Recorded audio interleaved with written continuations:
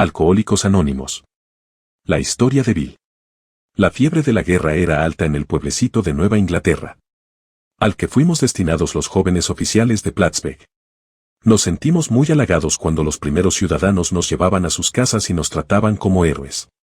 Allí estaban el amor, los aplausos y la guerra, momentos sublimes con intervalos de júbilo. Por fin, estaba yo viviendo la vida y en medio de esa conmoción, descubrí el licor. Al descubrirlo, olvidé las serias advertencias y los prejuicios de mi familia respecto a la bebida.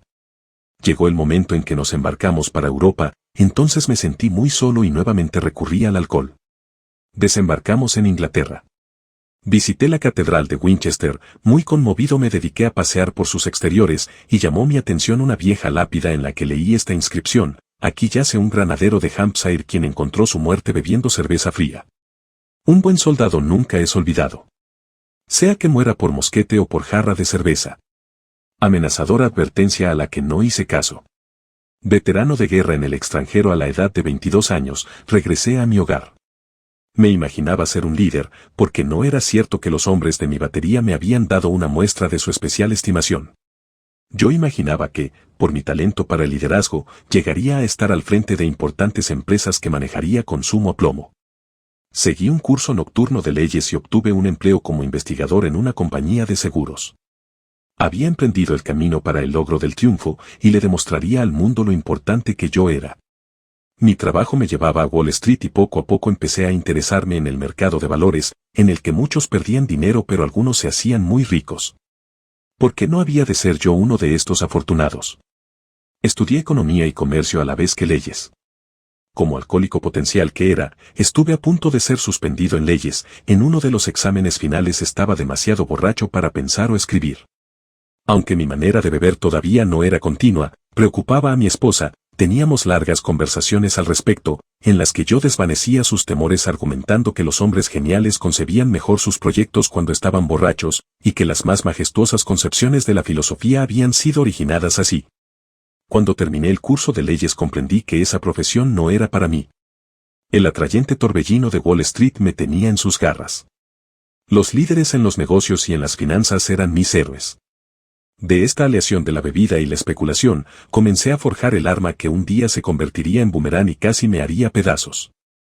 Viviendo modestamente, mi esposa y yo ahorramos $1000, que invertimos en unos valores que entonces estaban a un precio bajo y que no eran muy populares. Acertadamente pensé que algún día tendrían una considerable alza. No pude convencer a mis amigos corredores de bolsa para que me enviaran en una gira para visitar fábricas y otros negocios, pero sin embargo, mi esposa y yo decidimos hacerla. Desarrollé la teoría de que la mayoría de la gente perdía dinero con los valores debido a una falta de conocimiento de los mercados. Después descubrí muchos otros motivos.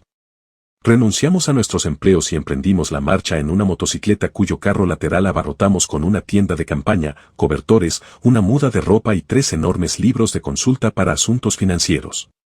Nuestros amigos pensaron que debía nombrarse una comisión para investigar nuestra locura. Tal vez tenían razón. Había tenido algunos éxitos con la especulación y por ello teníamos algún dinero, aunque una vez tuvimos que trabajar en una granja para no tocar nuestro pequeño capital. Este fue el último trabajo manual honrado que haría en mucho tiempo. En un año recorrimos toda la parte este de los Estados Unidos. Al finalizar el año, mis informes a Wall Street me valieron un puesto allí con una cuenta muy liberal para mis gastos. Una operación de bolsa nos dejó un beneficio de varios miles de dólares ese año. Durante unos cuantos años más, la fortuna me deparó dinero y aplausos. Había triunfado.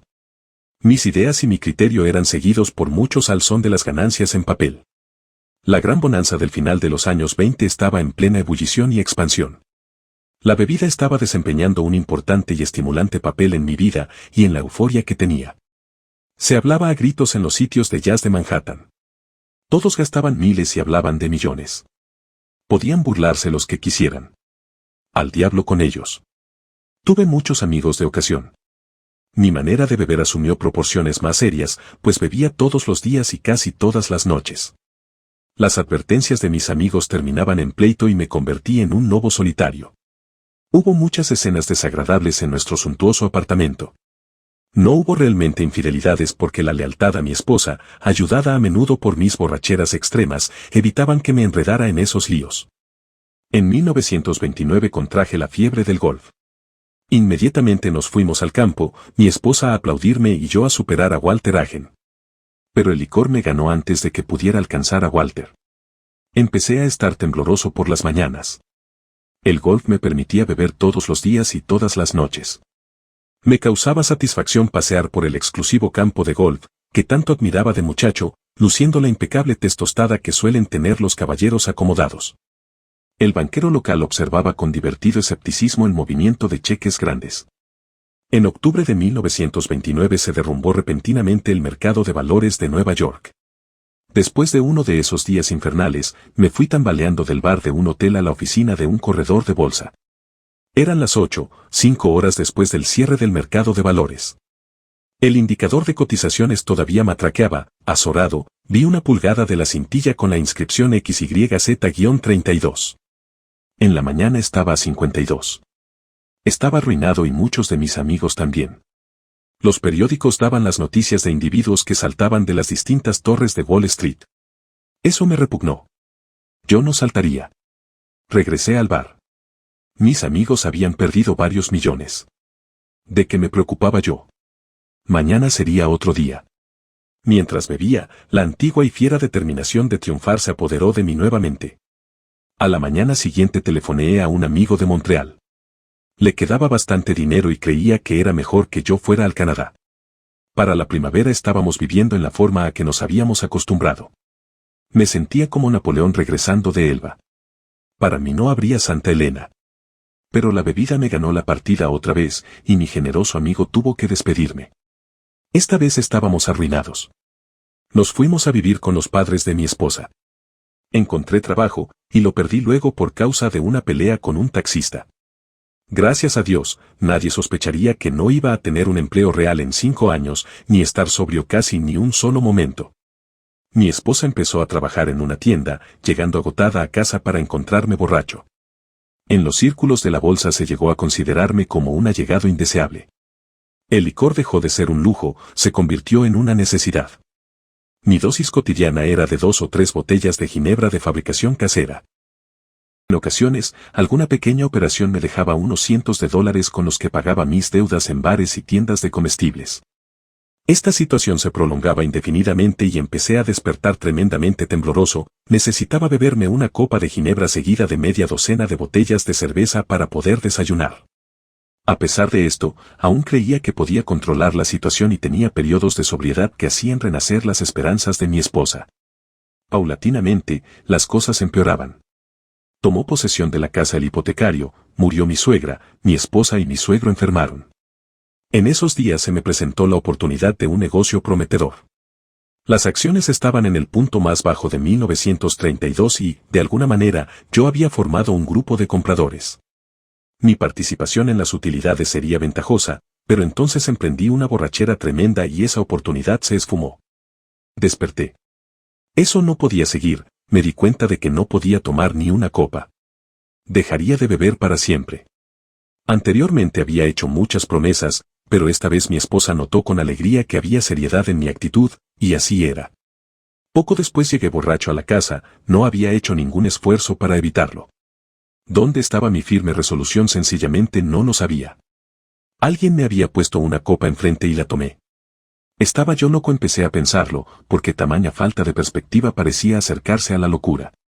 Renovando mi resolución, hice otra prueba. Pasó algún tiempo y la confianza empezó a ser reemplazada por el engreimiento. Podía reírme de la ginebra.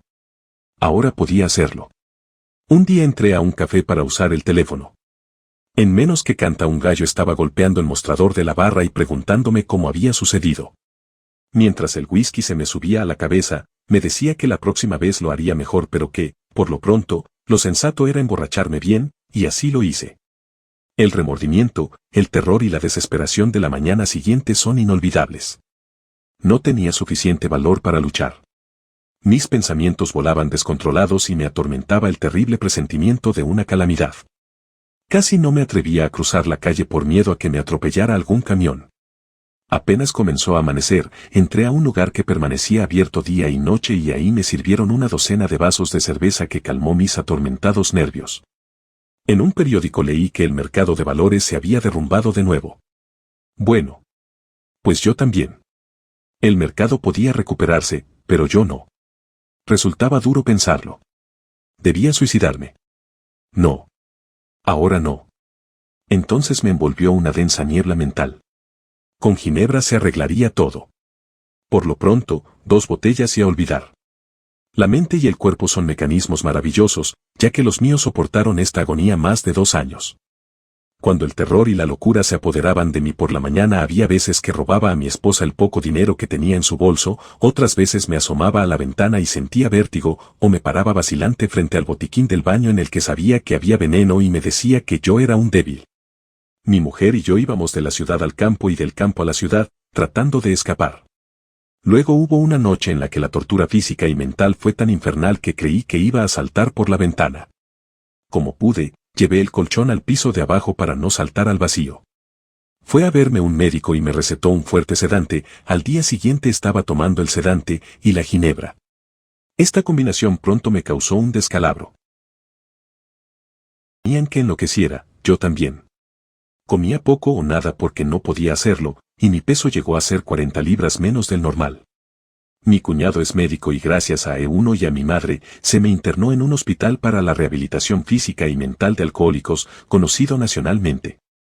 Bajo el tratamiento de belladona se aclaró mi cerebro, la hidroterapia y los ejercicios ligeros ayudaron mucho.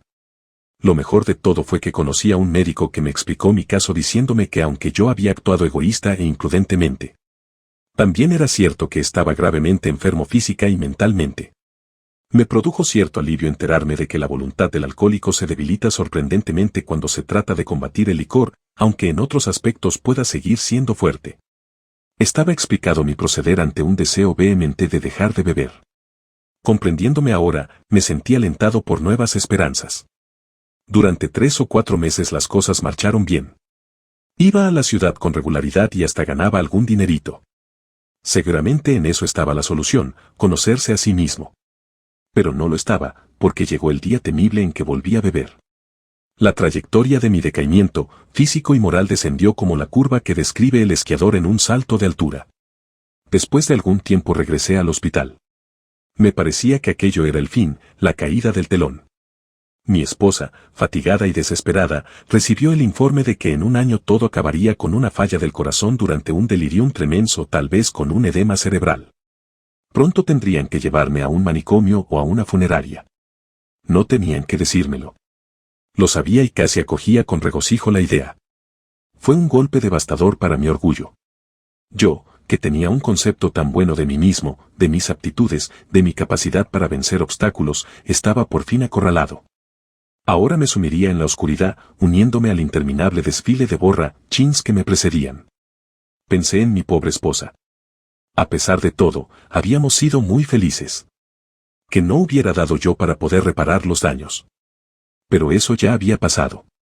No hay palabras para describir la soledad y desesperación que encontré en ese cenagal de autoconmiseración, sus arenas movedizas se extendían por todos lados. No pude más.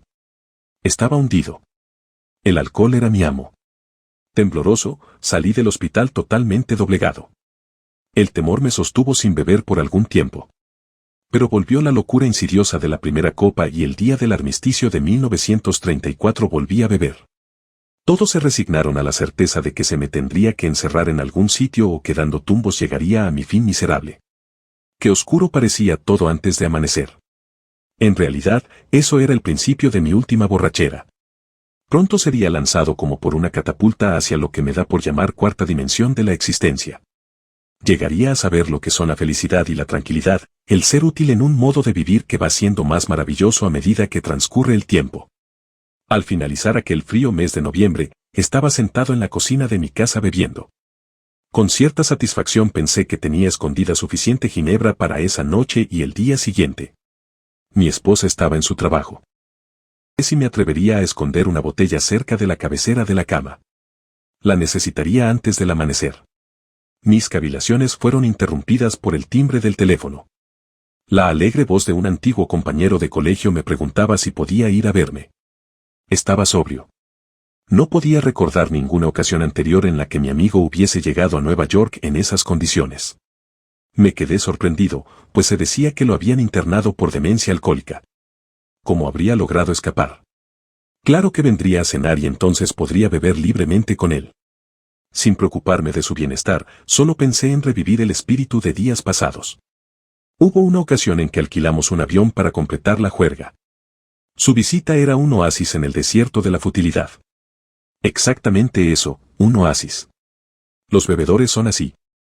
Se abrió la puerta y ahí estaba él, fresco el cutis y radiante. Había algo en sus ojos. Era inexplicablemente diferente. ¿Qué era lo que le había sucedido? En la mesa, le serví una copa, no la aceptó. Desilusionado pero lleno de curiosidad, me preguntaba qué le habría sucedido al individuo.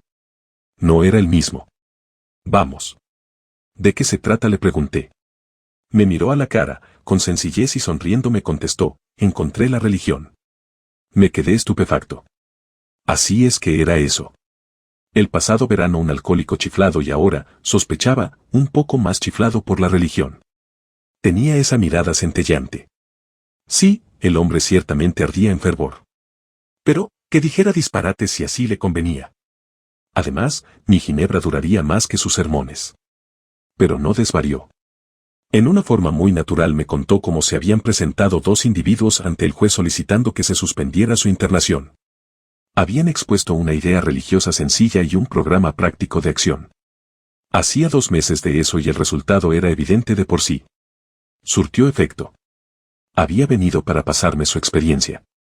Si yo quería aceptarla. Me sentía asustado pero a la vez interesado. Tenía que estarlo, puesto que no había más remedio para mí. Estuvo horas hablando. Los recuerdos de la niñez acudieron a mi memoria. Me parecía estar sentado en la falda de la colina, como en aquellos tranquilos domingos, oyendo la voz del ministro, recordé la promesa del juramento de temperancia, que nunca firmé, el desprecio bonachón de mi abuelo hacia alguna gente de la iglesia y sus actos, su insistencia en que los astros realmente tenían su música, y también su negación del derecho que tenía el ministro de decirle cómo interpretar las cosas, su falta de temor al hablar de esto poco antes de morir. Estos recuerdos surgían del pasado. Me hacían sentir un nudo en la garganta. Recordé aquel día en la pasada guerra, en la catedral de Winchester. Siempre había creído en un poder superior a mí mismo. Muchas veces me había puesto a pensar en estas cosas. Yo no era ateo. Pocas personas lo son en realidad, porque esto significa tener una fe ciega en la extraña proposición de que este universo se originó de la nada y que marcha raudo, sin destino. Mis héroes intelectuales, los químicos, los astrónomos y hasta los evolucionistas, sugerían que eran grandes leyes y fuerzas las que operaban. A pesar de las indicaciones contrarias, casi no tenía duda de que había de por medio una fuerza y un ritmo poderosos. ¿Cómo podría haber leyes tan perfectas e inmutables sin que hubiera una inteligencia? Sencillamente, tenía que creer en un espíritu del universo. Que no sabe de tiempo ni limitaciones. Pero solo hasta aquí. Los clérigos y de las religiones del mundo, de eso precisamente era de lo que yo me separaba. Cuando me hablaban de un Dios personal que era amor, poder sobrehumano y dirección, me irritaba y mi mente se cerraba a esa teoría. A Cristo le concedía la certeza de ser un gran hombre, no seguido muy de cerca por aquellos que lo invocaban. Su enseñanza moral, óptima. Había adoptado para mí lo que me parecía conveniente y no muy difícil, de lo demás no hacía caso. Las guerras que se habían librado, los incendios y los embrollos que las disputas religiosas habían provocado me causaban repugnancia. Yo dudaba sinceramente de que, haciendo un balance, las religiones de la humanidad hubiesen hecho algún bien.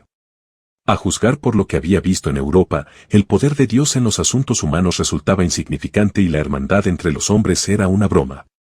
Si existía el diablo, este parecía ser el amo universal, y ciertamente me tenía dominado.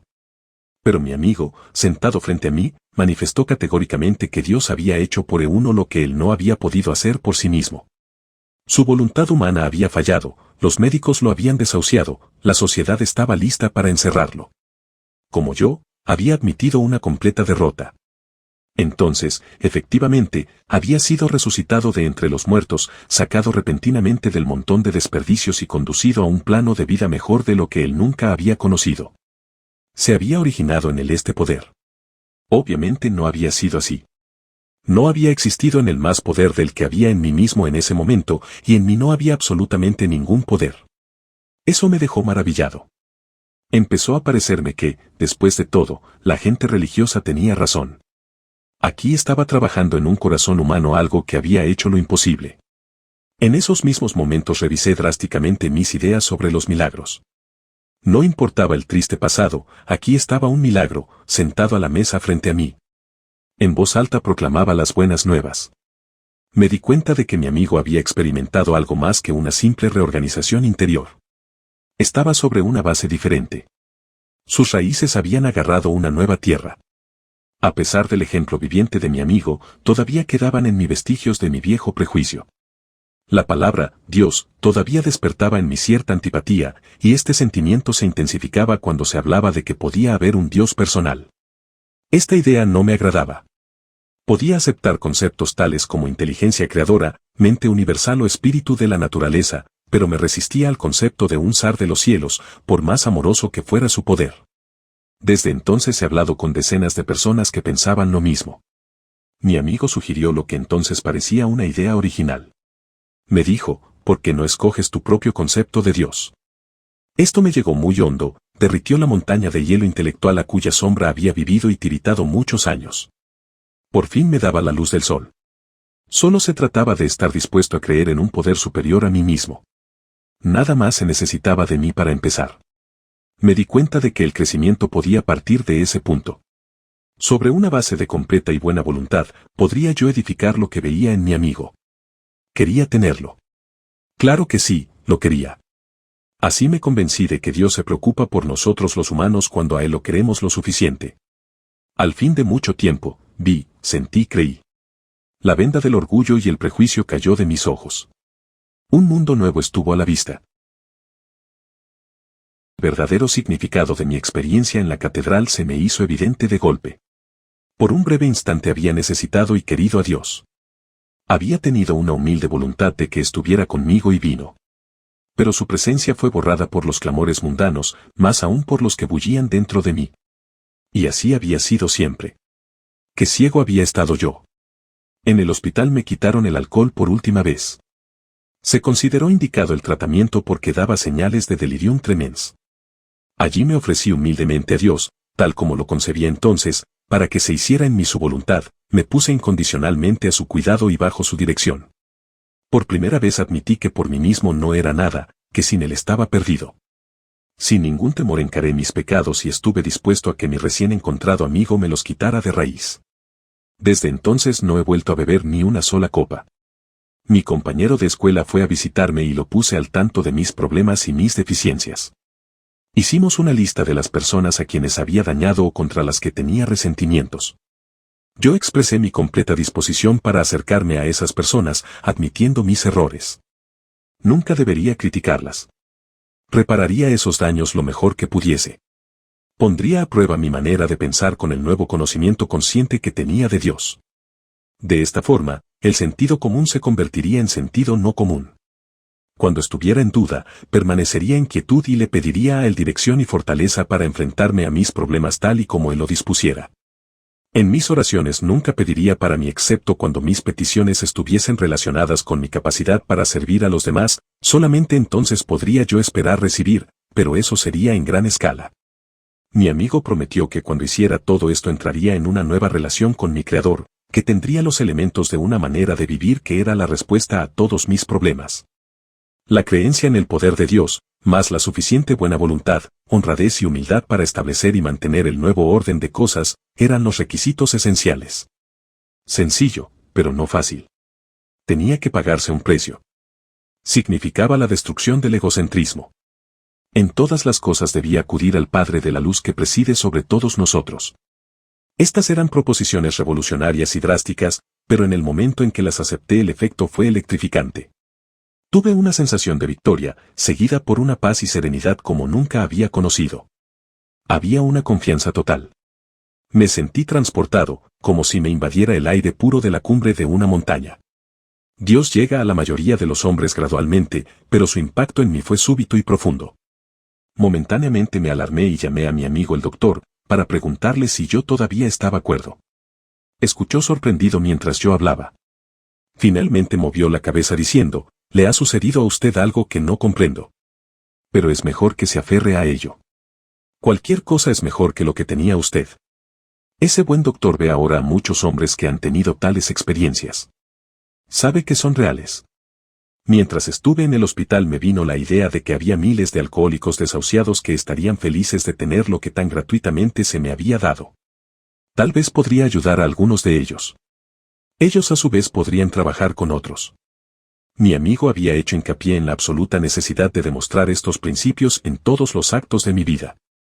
Era particularmente imperioso trabajar con otros, tal como él lo había hecho conmigo. La fe sin obras es fe muerta, me dijo, y cuán cierto es, tratándose de alcohólicos.